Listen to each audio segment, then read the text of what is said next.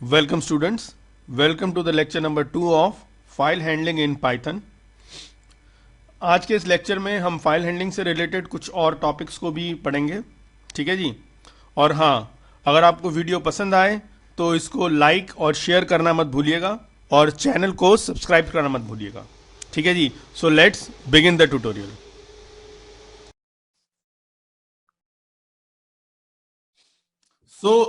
जैसे हम यहाँ पे क्लोज वाले फंक्शन के बारे में पढ़ रहे थे, अब ये तो समझ में आ गया कि हाँ भाई, क्लोज वाला फंक्शन जो है वो किस काम के लिए इस्तेमाल हो रहा है, वो फाइल को क्लोज करने के लिए इस्तेमाल हो रहा है। लेकिन इस क्लोज वाले फंक्शन को अगर मैं नहीं लिखता तो क्या प्रॉब्लम हो जाएगी मेरे साथ, अब जरा समझते हैं इसको।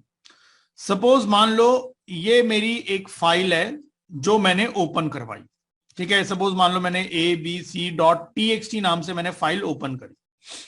अब क्या होता है कि जैसे मान लो मैं कोई कंटेंट राइट करने की कोशिश करता हूं इस फाइल में, तो होता क्या है कि यहां पे ना एक बफर होता है। ठीक है, क्या होता है? एक बफर होता है।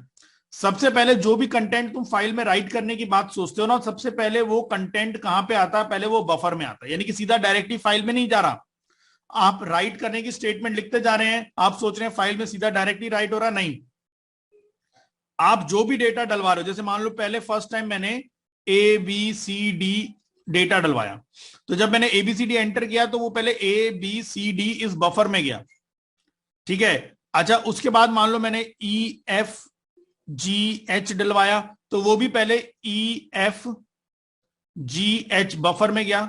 फिर मान लो मैंने आई जे के एल डलवाया, वो भी आई जे के एल बफर में गया। लेकिन अब क्या होगा कि बफर एक लिमिटेड साइज का एरिया होगा, तो जो भी मैं राइट करता जा रहा हूं कंटेंट, वो बफर में जाता जा रहा है।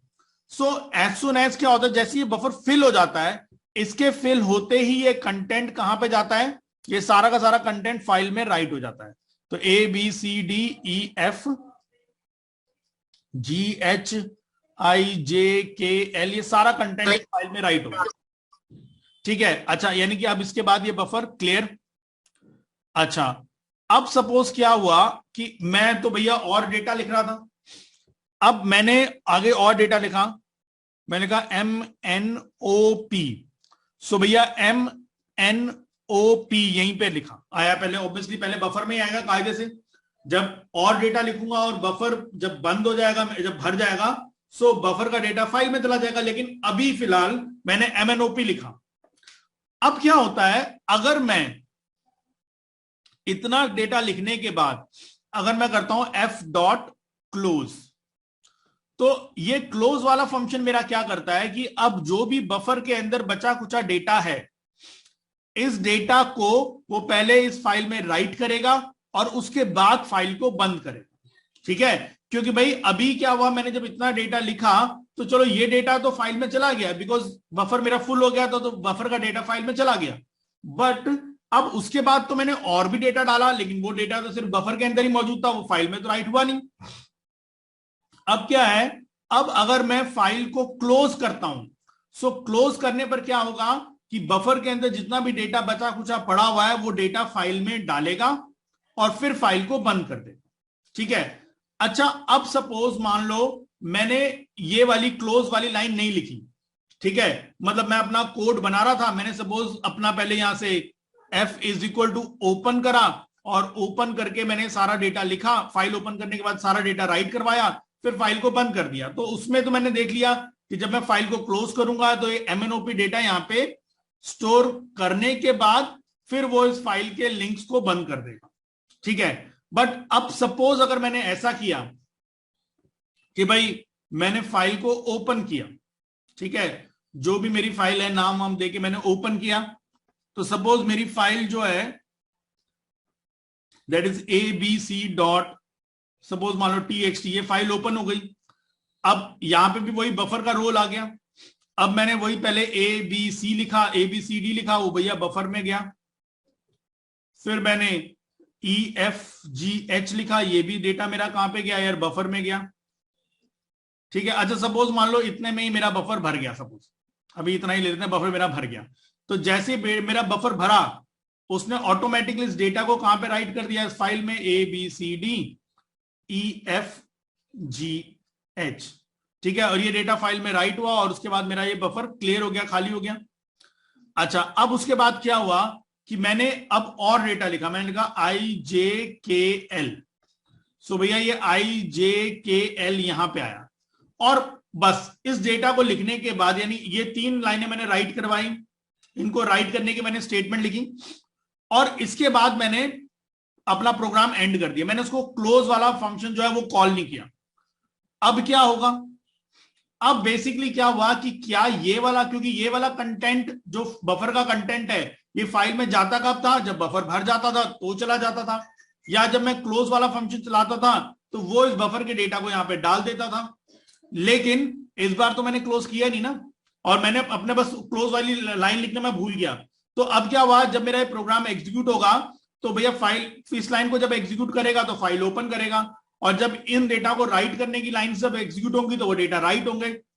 अच्छा, राइट इन द सेंस पहले बफर में जाएंगे, जैसे बफर भर जाएगा वो डेटा यहाँ राइट होता रहेगा। लेकिन अब मैंने यहाँ पे क्लोज तो नहीं लिखा ना, तो इस केस में क्या होगा, जैसे मेरा प्रोग्राम का एग्जीक्यूशन तो खत्म हो गया, लेकिन ये जो डेटा था ये उस फाइल में जा नहीं पाया, यानी कि ये डेटा मेरा उस फाइल में राइट नहीं हो पाएगा। ठीक है, तो इसलिए मुझे क्लोज करना जरूरी है। अच्छा, अब मैंने कहा कि चलो वो तो ठीक है, अब ये समझ में आ गया कि भी क्लोज करना क्यों जरूरी है, क्योंकि क्लोज करते हैं तो ही वो बफर के अंदर बचा हुआ डेटा जो है वो फाइल में राइट करने के बाद फिर फाइल को बंद कर देता है। इनकेस अगर कुछ डेटा बचा हुआ है तो फाइल में राइट हो जाएगा मेरा। अच्छा, अब यहीं पर ना एक और मेरा मेथड आता है जिसका नाम है फ्लश। अब ये जो फ्लश नाम का जो ये मेथड है इसका क्या यूज है, अब सपोज मान लो मेरे को अभी इस फाइल में, जो मैंने फाइल ओपन करी, मुझे कुछ और भी काम करना था इसके ऊपर, मैं अभी इस फाइल को बंद नहीं करना चाहता, पर मैं चाहता हूं कि भैया मैं और आगे काम करने से पहले मैं चाहता हूं यार अगर बफर में मेरा कुछ डेटा बचा हुआ है तो बचा कुछ डेटा वापस इस फाइल में चला जाए, सो दैट मैं जो और आगे मुझे काम करना है इस फाइल से रिलेटेड मैं कर सकूं। तो अगर मान लो मैंने यहां पे फ्लश वाले मेथड को एग्जीक्यूट कर दिया, तो ये फ्लश वाला मेथड क्या करेगा कि बफर के अंदर जितना भी डेटा बचा हुआ है वो डेटा फाइल में राइट कर देगा और फिर बफर को क्लियर कर देगा। ठीक है, तो यहां हमें क्या समझ में आया कि f.close, ठीक है, यानी कि जब मैं f.close लिखता हूं तो क्या होता है, बफर का कंटेंट, यानी बफर के अंदर अगर कोई रिमेनिंग कंटेंट रह गया है, ठीक है, बफर का रिमेनिंग कंटेंट फाइल में राइट हो जाता है, फाइल में राइट हो जाता है, एंड देन उसके बाद सेकंड काम क्या होता है, उसके बाद फाइल क्लोज हो जाती है। ठीक है, लेकिन ये जो फ्लश है, f.flush वाला जो मैं मेथड के बारे में बात कर रहा हूं, तो ये भी क्या करेगा, ये भी यही काम करेगा कि बफर के अंदर, बफर में जो भी जितना भी रिमेनिंग कंटेंट बचा हुआ है उस रिमेनिंग कंटेंट को, ठीक है, ये फाइल में राइट कर देगा। लेकिन अब जैसे ये तो फाइल को क्लोज कर देता था ना, ये बेसिकली फाइल को क्लोज नहीं करेगा, यानी कि but does not close the file, does not close the file. ठीक है जी, ये एक इंपॉर्टेंट पॉइंट है हमारा, एक तो फ्लश के बारे में और एक क्लोज, तो ये आपको पता होना चाहिए कि इन दोनों में क्या काम होगा। ठीक है, अच्छा, अब हमारे पास ना यहां पे एक और चीज आ रही है जिसको हम कहते हैं विद स्टेटमेंट, और ये विद स्टेटमेंट जो है ये आपकी फाइल को ओपन करने के कंसेप्ट से रिलेटेड है। सो जो विद स्टेटमेंट के बारे में बात कर रहे हैं हम लोग, so it is related to the process of opening the file, ठीक है। अच्छा, अब हमें समझ में आया, चलो ठीक है जी, कोई विद नाम से स्टेटमेंट है जो बेसिकली फाइल को ओपन करने वाले प्रोसेस से रिलेटेड है। अब मैंने कहा क्या है ये, कैसे इसको यूज करेंगे। सपोज मान लो मैं कोई फाइल ओपन करता हूं, मैंने लिखा f is equal to open और फाइल का नाम है सपोज hello.txt, ठीक है। अब मैंने उसको ऐसे लिख दिया, उसके बाद मैंने फाइल पे जो काम करना करा और फिर मुझे लास्ट में फाइल को बंद करना जरूरी होगा।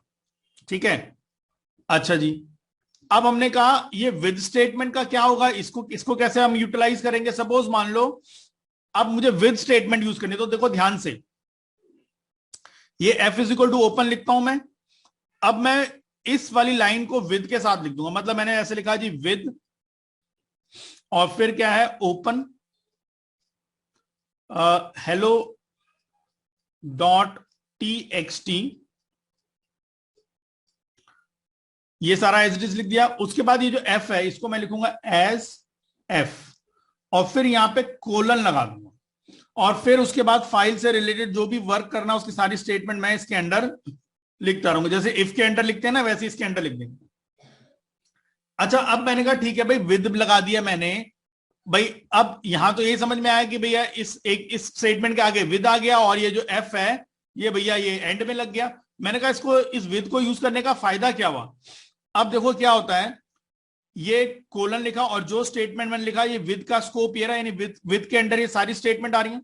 तो अब देखो ध्यान से, when the control moves out of the scope of with statement, जैसे ही वो with statement के स्कोप से बाहर निकलता है, तो with statement के स्कोप से बाहर निकलते ही क्या होगा, the file get automatically close, यानी कि अब आपको f डॉट क्लोज वाली लाइन लिखने की रिक्वायरमेंट नहीं है, यानी कि फाइल को ये अपने आप खुद ब खुद बंद कर देता है। ठीक है, यानी कि बफर में अगर कुछ डेटा पड़ा होगा तो वो डेटा फाइल में राइट हो जाएगा और उसके बाद अपने आप ही बंद करने का। यानी कि अगर आप विद वाला स्टेटमेंट के द्वारा अगर काम करते हैं, so there is no requirement to close the file. जैसे ही विद का स्कोप खत्म होगा, वो फाइल जो भी उसके अंदर जो भी फाइल है हमारी, उस पर्टिकुलर फाइल को ये अपने आप खुद ब खुद बंद कर देगा। ठीक है, सो ये आपको पता होना चाहिए कि विद स्टेटमेंट क्यों यूज हो रहा है और उसका क्या पर्पज होता है हमारे पास। और एक इंपॉर्टेंट चीज यहां पे है, हमें 3 मोड्स पता लग गए यहां पे कि भैया एक मोड होता है हमारा रीड, एक होता है राइट, और एक होता है अपेंड। ये 3 मोड्स है हमारे पास। इन तीनों में से जो रीड वाला होता है ये डिफॉल्ट मोड होता है। ठीक है, ये क्या होता है, it is basically the default mode. अब इट मींस जैसे यहां पे मैंने इस फाइल को ओपन कर रहा हूं, जैसे इन दोनों केसेस में मैंने फाइल को ओपन कर रहा हूं, बट इन दोनों केसेस में मैंने मोड तो मेंशन किया ही नहीं कि भैया इस फाइल को रीड में खोलना है, राइट में खोलना है, अपेंड में खोलना है। खोलना किसके मोड में है भाई। तो यहां पे हमें परेशान होने की जरूरत नहीं, क्योंकि अगर मैं कोई मोड नहीं लिखता, सो बाय डिफॉल्ट वो उस पर्टिकुलर फाइल को किस मोड में ओपन कर देता है, दैट इज रीड मोड में। ठीक है, बाय डिफॉल्ट उस फाइल को किस मोड में ओपन करेगा, रीड मोड में ओपन कर देगा। क्लियर बात इतनी। यस सर, ठीक है सर। सो अब आगे देखते हैं इसके अंदर और क्या। अब हमने फाइल को ओपन करने से रिलेटेड तो सारे काम देख लिए, और क्लोज भी कैसे करना है वो भी देख लिया।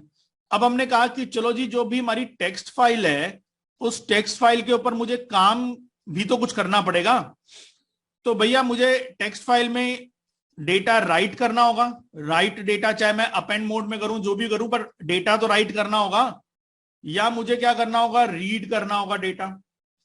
ठीक है, यानी कि फाइल में जो डेटा पड़ा हुआ है उसको रीड करना है। सो अब इन काम के लिए हमारे पास कुछ फंक्शंस दे रखे हैं।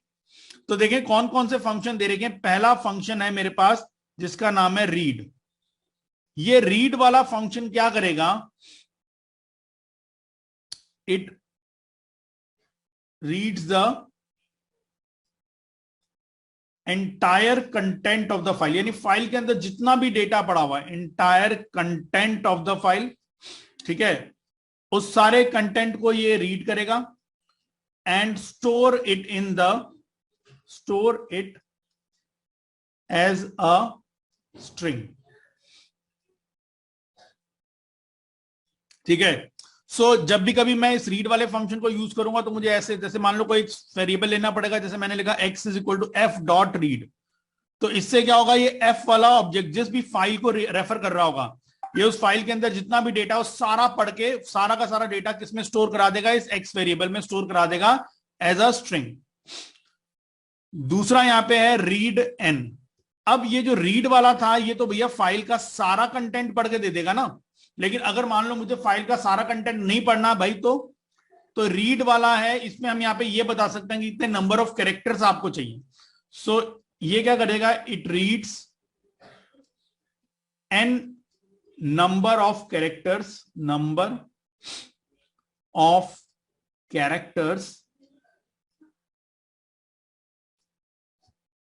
From file. ठीक है, तो जितने भी आपने एन की वैल्यू, जैसे मान लो मैंने लिखा x is equal to F dot read और मान लो 10 लिख दिया, तो ये क्या करेगा, फाइल से 10 कैरेक्टर्स रीड करके x में डलवा देगा। लेकिन ये ऊपर वाला क्या करेगा, फाइल के अंदर जितना भी डेटा है वो सारा का सारा डेटा रीड करके x में डलवा देगा। ठीक है जी, तो रीड और रीड एन, इन दोनों में डिफरेंस ये है दे रखा ना। उसके बाद तीसरा मेरे पास एक और फंक्शन आता है जिसका नाम है रीड लाइन। ठीक है, अब ये रीड लाइन जो होता है ये क्या करेगा, it reads a single line. ठीक है, ये एक single line and store it as a string. ठीक है, सो इसका काम क्या है, इसका काम सारी फाइल के अंदर जितनी भी लाइंस है सारी लाइंस पढ़ने का नहीं है, इसका काम है एक सिंगल लाइन फाइल में पढ़ के देने का। यानी कि मैंने अगर x is equal to F dot read line लिखा तो क्या होगा, जहां पे भी मेरा फाइल पॉइंटर मौजूद होगा ये सिर्फ उसी लाइन को रीड करेगा, यानी कि it reads a single line from the file. ठीक है, इसी तरह से मेरे को एक और मेथड दे रखा जिसका नाम है रीड लाइंस। ठीक है, तो जैसे नाम से ही क्लियर हो रहा है कि भैया ये तो सिर्फ एक सिंगल लाइन रीड करेगा, लेकिन ये क्या करेगा, जहां पे भी आपका फाइल पॉइंटर मौजूद है वहां से जितनी भी लाइंस होंगी फाइल के अंदर वो सारी रीड कर देगा। So it reads all the lines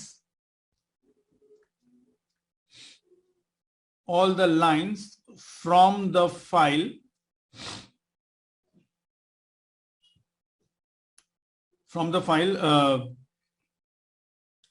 with respect to the position of file pointer, यानी कि फाइल पॉइंटर आपका जहां पे भी होगा पोजीशन ऑफ फाइल पॉइंटर उसके अकॉर्डिंगली ये सारी फाइल लाइंस रीड कर लेगा and store all the lines in a list. ठीक है जी, यानी कि जैसे ये तो एक सिंगल लाइन पढ़ के एक्स में स्टोर करेगा और एक्स उसको एज अ स्ट्रिंग के तौर पे लेगा, लेकिन ये क्या करेगा, जैसे मान लो मैंने कर दिया x is equal to F dot read line, तो इसने क्या करना है कि फाइल के अंदर की सारी लाइनें रीड कर लेनी है और x में स्टोर करेगा, बट x क्या बनेगा यहां पे एज अ लिस्ट। यानी कि जैसे x इज इक्वल टू मान लो फर्स्ट लाइन आ गई इसके अंदर कॉमा, फिर सेकेंड लाइन कॉमा, फिर थर्ड लाइन, ऐसे मतलब जितनी भी लाइंस उसके अंदर है वो सारी लाइंस इसके अंदर ऐसे ऐड ऑन हो जाएंगी। ठीक है जी, तो ये रीड हो गया, रीड एन हो गया, और उसके बाद हमारे पास रीड लाइन है जो सिंगल लाइन को एक बार में रीड करेगा बस, और रीड लाइंस जो है वो क्या करेगा, फाइल में जितनी भी लाइंस होंगी जहां पे भी आपका फाइल पॉइंटर मौजूद होगा, ये ऊपर वाला तो जहां पे भी आपका फाइल पॉइंटर मौजूद होगा वहां से सिर्फ एक सिंगल लाइन रीड करेगा, लेकिन रीड लाइंस क्या करेगा, जहां पे भी आपका फाइल पॉइंटर मौजूद होगा वहां से सारी लाइंस रीड कर लेगा। ठीक है, अब जैसे इसका एग्जांपल एक समझा देता हूं, जैसे मान लो मेरे पास ये फाइल है।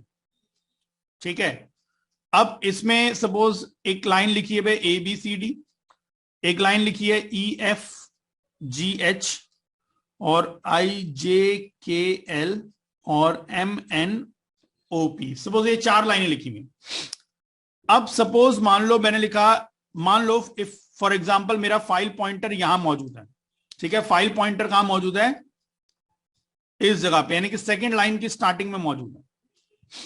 अगर मैंने अब यहां पे लिखा x is equal to F dot read line, तो ये क्या करेगा कि भैया ये जो x है इसके अंदर एक सिंगल लाइन आ जाएगी, दैट इज EFGH, ये वाली लाइन आ जाएगी और फाइल पॉइंटर नेक्स्ट लाइन के स्टार्टिंग में पहुंच जाएगा, क्योंकि ये लाइन रीड कर ली ना, तो फाइल पॉइंटर इसको रीड कर लिया तो अब अगली लाइन पे पहुंच जाएगा। लेकिन अगर सपोज मान लो मैंने जैसे फाइल पॉइंटर यहीं पर ही है और मैंने लिखा x is equal to F dot in spite of read line मैंने लिखा रीड लाइंस। अब क्या होगा कि अब जिस पॉइंट पे भी कर्सर मौजूद है, जिस पॉइंट पे भी आपका फाइल पॉइंटर मौजूद है, वहां से जितनी भी लाइंस आ रही हैं वो सारी की सारी इस एक्स नाम के एक लिस्ट बन जाएगी और उसमें स्टोर हो जाएगा। EF GH IJKL MNOP। ठीक है, तो एक लिस्ट बन गई। इस लिस्ट के 0 पोजीशन पे सेकंड लाइन का डेटा है, 1 पोजीशन पे फर्स्ट लाइन का डेटा है और 2 पोजीशन पे सेकंड लाइन का डेटा। ठीक है, सो ये इस तरह से काम होगा हमारे पास यहाँ पे। बस ये अगर मान लो मेरा फाइल पॉइंटर यहाँ स्टार्टिंग में होता तो f.readline से स्टार्टिंग वाली लाइन भी इंक्लूड हो जाती, बट यहां पे मैं आपको सिर्फ ये बताना चाहता था कि जहां पे भी आपका फाइल पॉइंटर मौजूद होता है ये उसके हिसाब से काम करता है। ठीक है, सो अगर आपका फाइल पॉइंटर सेकंड लाइन की स्टार्टिंग में मौजूद है तो रीड लाइन सेकंड लाइन को रीड करेगा, लेकिन रीड लाइन सेकंड लाइन से जितना भी डेटा है वो सारा का सारा रीड कर लेगा। ठीक है, सो खैर ये हमने फाइल के अंदर जो कंटेंट ऑलरेडी डला हुआ है उसको कैसे हम रीड करेंगे उसके लिए देखा। अब ये राइट का क्या सीन है हमारे पास, तो देखो राइट में जब हम बात करते हैं तो उसके लिए हमारे पास एक फर्स्ट मेथड आता है, दैट इज राइट। ठीक है, तो ये क्या करेगा, it rights the content of the given string in the file. ठीक है, सो ये क्या करेगा, जो भी बेसिकली आपकी स्ट्रिंग के अंदर जितना भी जो भी कंटेंट लिखा है फाइल में राइट कर देगा। जैसे सपोज मैंने लिखा x is equal to hello students. So suppose मेरे पास x नाम का एक वेरिएबल है, उसमें मैंने ये लाइन लिखी हुई। अब मुझे ये वाली लाइन किसमें डलवानी है, फाइल में, तो सीधा f.write x। सो ये क्या करेगा, इस लाइन को फाइल में राइट कर दे, यानी इस डेटा को, इस स्ट्रिंग को फाइल के अंदर उसने एज इट इज राइट कर दिया। ठीक है, सो हमारे पास यहाँ पे कंटेंट आ गया, एक मेथड आ गया दैट इज राइट, और दूसरा मेथड जो है हमारे पास वो है राइट लाइंस। ठीक है, सो राइट लाइंस क्या करेगा कि अगर सपोज मान लो आपने एक लिस्ट के अंदर मल्टीपल लाइंस डाली हुई है, तो उन मल्टीपल लाइंस को लिस्ट में से फाइल में डालने का काम करेगा। सो ये क्या करेगा, it write multiple lines from list to the file. ठीक है, यानी कि लिस्ट में से मल्टीपल लाइंस लेगा एंड देन वो सीधा उसको फाइल में ऐड कर देगा। ठीक है जी, सो ये फाइल में डेटा राइट और रीड करने के फंक्शंस दे रखे हैं। सो मैं एक दो प्रोग्राम्स बनाऊंगा जहां पे मैं इन सब कंसेप्ट्स को एक बार दिखा दूंगा कि कैसे इसको इंप्लीमेंट किया जाता है। सो एक फर्स्ट प्रोग्राम देख लेते हैं जहां पे मैं सपोज एक फाइल के अंदर कुछ कंटेंट डालना चाहता हूं एंड देन उसको डिस्प्ले करना चाहता हूं। सो मैंने इस काम के लिए मैं 2 फंक्शन बनाऊंगा। सो पहला देखो मैंने फंक्शन बनाया एक डेफ, और सपोज इस फंक्शन का नाम रख दिया मैंने स्टोर। ठीक है, ये एक मेरा फंक्शन है। सो ये फंक्शन क्या करेगा कि भाई एक फाइल ओपन करके उस फाइल में कंटेंट राइट करने की बात करेगा। सो जैसे मैंने लिखा जी f is equal to open, if I want to make that file in D drive, so मैं यहाँ पे पाथ दे दूंगा पूरा। जैसे मान लो मैंने फाइल का नाम दे दिया abc.txt।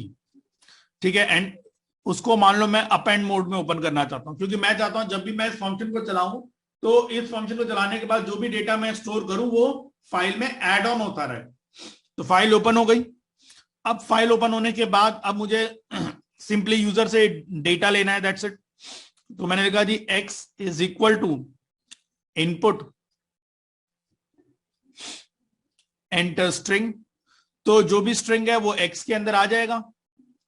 ठीक है, और जब x के अंदर वो स्ट्रिंग आ गया तो मैं उसको सीधा फाइल में राइट कर दूंगा, तो f.write x, तो x के अंदर जो भी डेटा फाइल में राइट हो गया and then simply f.close, file मैंने बंद कर दी।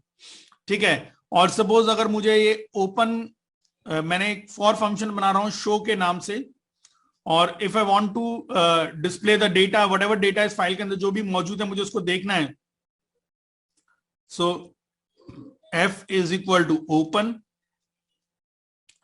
पाथ स्पेसिफाई कर दिया d:/abc.txt।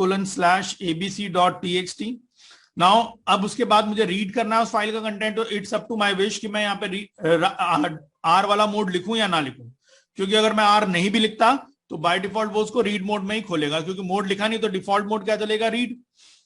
नाउ अब फाइल ओपन हो गई, अब मैंने करा x is equal to f dot read. So ये क्या करेगा यार, इस फाइल के अंदर जितना भी कंटेंट पड़ा हुआ x के अंदर स्टोर कर देगा, एंड देन उसके बाद मैं उसको शो कर देता हूं, मैंने लिखा प्रिंट x, सो वो सारा कंटेंट डिस्प्ले हो गया, एंड देन उसके बाद f डॉट क्लोज। ठीक है, तो ये तो सिंपल स्ट्रिंग का डेटा डलवाने के लिए बात हो गई, कैसे कैसे एक स्ट्रिंग का डेटा फाइल में स्टोर होगा। फिर देन उसके बाद आफ्टर दैट मुझे इन फंक्शंस को कॉल करना होगा, स्टोर को एंड शो को। अब सपोज मान लो ये तो हो गया भाई स्ट्रिंग डेटा डालना है, लेकिन अब हम आते हैं लाइंस के ऊपर कि भाई मुझे मल्टीपल लाइंस डालनी है। तो सो अब मैं एक और बना रहा हूं, यहां पे मैंने लिखा जी डेफ, मान लो एक फंक्शन बना दिया मैंने store1 के नाम से,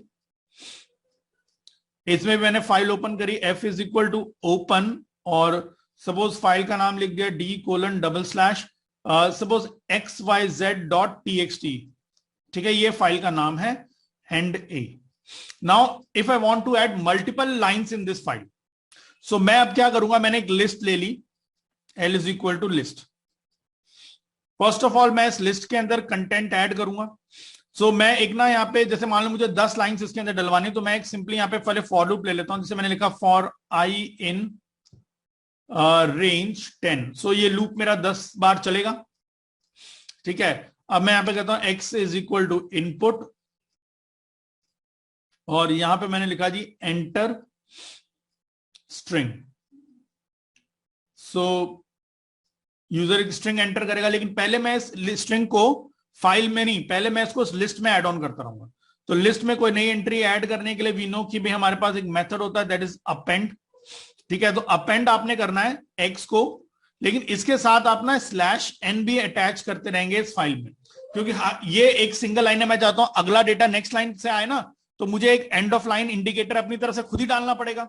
ठीक है, क्योंकि ये तो मैं प्रोग्रामिंग के द्वारा फाइल में डेटा डलवा रहा हूं ना। अगर मैं डायरेक्टली फाइल में जब डेटा डाल रहा होता हूं, तो जैसे मैं एंटर मारता हूं, मेरे एंटर मारते ही ये end of line character add हो जाता है, लेकिन यहां मैं फाइल में डायरेक्टली डेटा थोड़ा ना दे रहा हूं, यहां तो मैं एक एक लाइन लिखकर फिर उसको प्रोग्राम के द्वारा राइट करवा रहा हूं।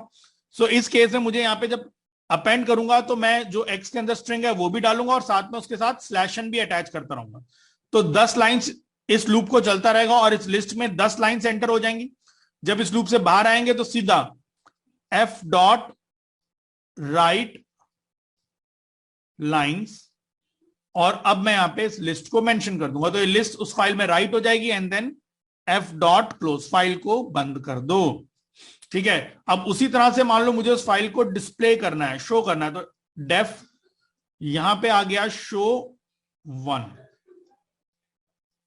ठीक है, अब फाइल को ओपन किया, f is equal to open, और वही फाइल का नाम दे दिया d:/। अब यहां पे वही इस बार हमारी फाइल xyz.txt है, रीड बोर्ड में खोल रहे हैं, so there is no need to specify r।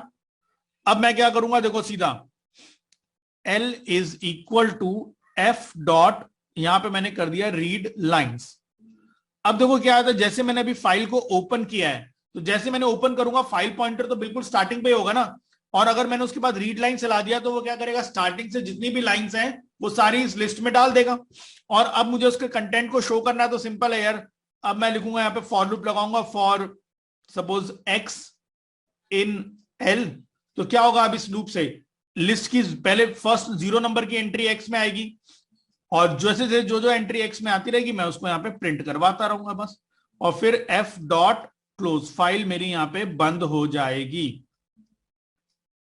ठीक है जी, सो ये हमने देखा कि कैसे मैं स्ट्रिंग वाला डेटा राइट करवाना है, और मुझे अगर मल्टीपल लाइंस राइट करवानी है तो how I do that work in. ठीक है, सो ये दोनों काम हो गए मेरे। अब आते हैं, अब हम लोगों ने रीड कैसे करना है, राइट कैसे करना है, वो सब सीख लिया है, और किस तरह से फाइल क्लोज होगी वो भी सारा कुछ हमें आ गया है। ठीक है, अब ये तो था हमारा टेक्स्ट फाइल से रिलेटेड काम सारा।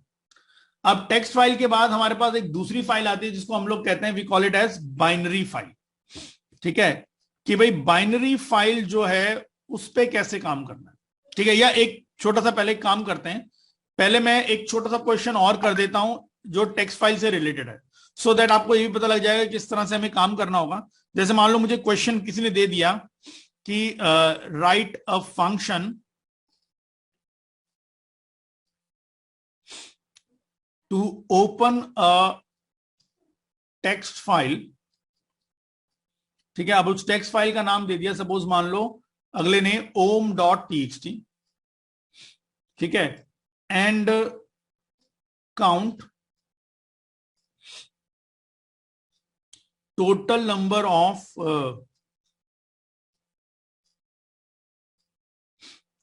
Capital letters. ठीक है, उस फाइल में कितने कैपिटल लेटर्स हैं, comma small letters, digits, spaces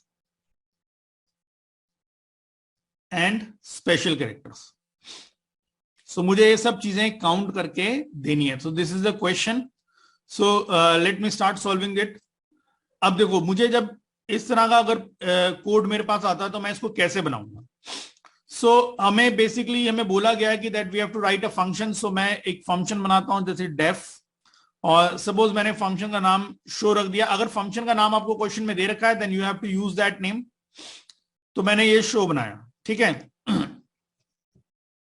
अब पहला काम फाइल को ओपन करना है, तो मैंने लिखा f is equal to open, और फाइल का नाम मुझे ऑलरेडी यहां पे दे रखा है, दैट इज om.txt।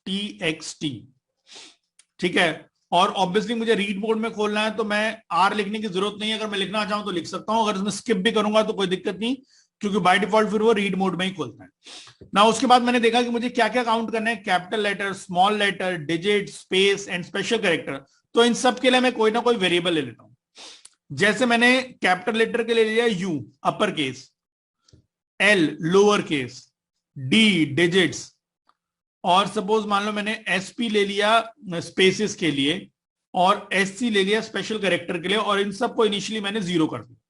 ठीक है, क्योंकि तो अभी तो मैं फाइल को ओपन करके सब गिनूंगा ना, तो अभी तो ये सारे काउंटर वेरिएबल मेरे 0 होने चाहिए। नाउ अब देखो, अब मैंने करा x is equal to f dot read. So इस लाइन से क्या हुआ होगा, फाइल के अंदर जितना भी कंटेंट है वो सारा x में आ गया।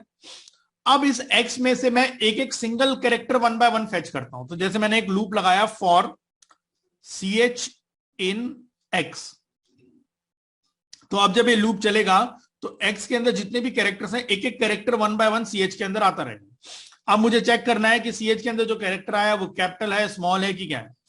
तो मैंने लिखा जी इफ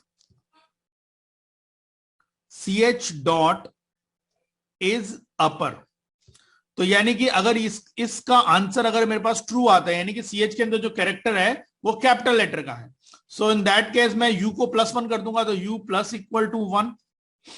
फिर एल इफ अगर अपर में नहीं है तो चेक करो ch डॉट इज लोअर, क्या वो अपर में नहीं तो क्या लोअर केस में है। अगर वो लोअर केस में है तो क्या करो आप यहां पे l प्लस इक्वल टू 1 करो। ठीक है, अच्छा, उसके बाद अगर डिजिट में है तो मैंने उसके लिए भी लिखा elif ch dot is digit, क्या वो डिजिट में है, अगर डिजिट में है तो d प्लस इक्वल टू 1 लिखना है। ठीक है, अगर स्पेस है सो मैंने करा जी elif ch dot is space, तो क्या वो स्पेस है, अगर स्पेस है तो SP प्लस इक्वल टू 1 कर दो, और अगर वो स्पेस भी नहीं है तो ऑब्वियसली स्पेशल कैरेक्टर ही होगा, सो एल्स, और यहां लिख दिया मैंने SC plus equal to 1।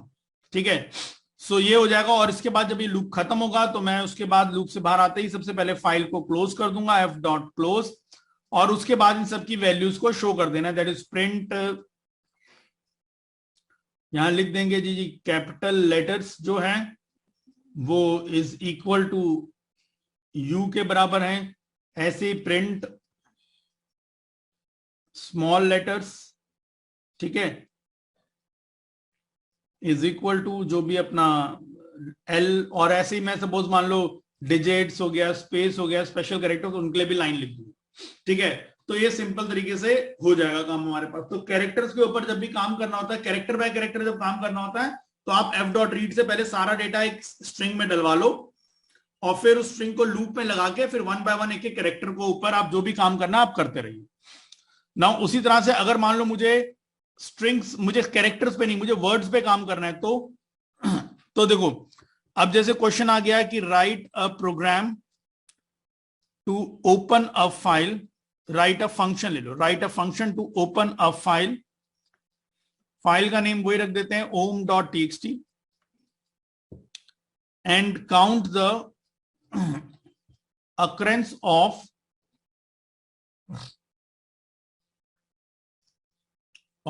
word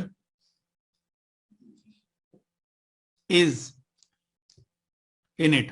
यानी कि एक फाइल है ओम डॉट टीएक्सटी, मुझे उस फाइल को ओपन करना है और उसमें से ये गिनना है कि उस फाइल के अंदर ये जो इज वर्ड है ये कितनी बार आ रहा है उस फाइल में। ठीक है, तो अब इसका कोड लिखते हैं। तो पहले जैसे मैंने लिखा है जी डेफ, सपोज फंक्शन का नाम मैंने वही शो लिख दिया। अच्छा, इस बार मैं ना वो जो हमारे पास था ना विद वाली स्टेटमेंट, वो लगा के करता हूं, देखो काम। सो मैंने लिखा जी विद, और अच्छा मुझे काउंट भी करना है, चलो कोई नहीं, विद ओपन, फाइल का नाम हमारे पास है ओम डॉट टी एक्स टी, ओम डॉट टी एक्स टी, और एज एफ, तो बाय डिफॉल्ट रीड मोड में खुलेगा, और उसके बाद यहां कोलन। अब इसके अंडर आके मुझे इसको काउंट करना है, तो मैंने काउंटर वेरिएबल ले लिया, उसको 0 कर दिया। ठीक है जी, अब देखो, अब मैंने करा x is equal to F dot read, तो इससे फाइल का अंदर जितना भी कंटेंट था वो सारा का सारा कंटेंट x में आ गया। लेकिन अब मुझे तो वर्ड्स वर्ड बाय वर्ड पढ़ना है, तो मैं वर्ड बाय वर्ड कैसे करूंगा? सो मैंने करा l इज इक्वल टू, यहां पे मैंने लिख दिया x डॉट स्प्लिट। अब ये स्प्लिट वाला जो मेथड होता है वो क्या करेगा कि इस x के अंदर जितना भी डेटा है उसको वर्ड बाय वर्ड अलग अलग करके एक लिस्ट में डाल देगा। ठीक है, तो यानी कि फाइल में जितना भी कंटेंट था उसने वर्ड बाय वर्ड अलग अलग करके सारा एल नाम की लिस्ट में डाल दिया। और बस अब इस फॉर लूप लगा के इस एल वाली लिस्ट में से one by one data check करना है। तो मैंने लिखा for C H in L. तो जब ये लूप चलेगा तो लिस्ट का पहला, लिस्ट में जो पहला वर्ड है वो वर्ड सी एच में आएगा। फिर मैं चेक करूंगा if C H is equal to, अगर वो इज के बराबर है तो मुझे क्या करना है, काउंटर को +1 कर देना, counter plus equal to 1, that's it. अच्छा, उसके बाद और मुझे कुछ काम करना नहीं है बस। तो जब ये विद वाले से बाहर आएगा, यानी कि जब फॉर लूप पूरा खत्म हो जाएगा और तो कुछ काम बचा नहीं है, तो अब ये विद वाले से बाहर आ जाएगा, तो मुझे फाइल को क्लोज करने की जरूरत नहीं है, फाइल ऑटोमेटिकली अपने आप क्लोज होगी। बस बाहर आके मुझे लिखना है प्रिंट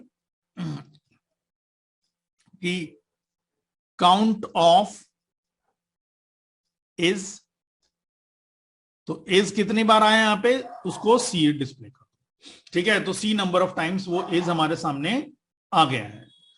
ठीक है, तो ये हमारा जो है टेक्स्ट फाइल से रिलेटेड जो भी जितना भी काम है वो हमने देख लिया कि कैसे टेक्स्ट फाइल से रिलेटेड काम इसके अंदर परफॉर्म होगा। ठीक है जी।